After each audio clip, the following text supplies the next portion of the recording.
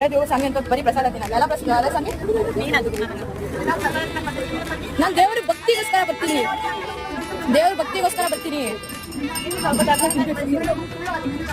ನಾನು ಹೇಳ್ದ ಟೈಮ್ ಆಯ್ತಾ ಹೋಗು ಅಂದ್ರೆ ಇಲ್ಲ ಪ್ರಸಾದ ಬೇಕು ಅಂತ ಹೇಳಿದಾಳೆ ಮತ್ತೆ ಹೇಳ್ತಾರೆ ನನಗೆ ಪ್ರಸಾದಗೋಸ್ಕರ ಬಂದಿರೋದು ಅಂತ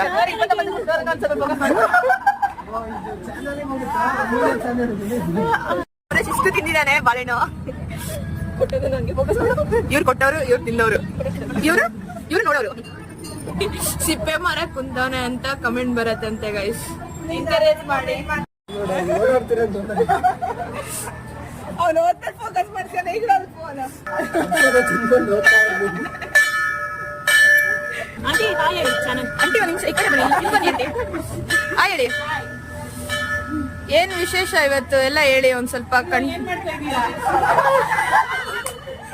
ಅವಳು ಫೋನ್ ಎಷ್ಟು ಡೇಂಜರ್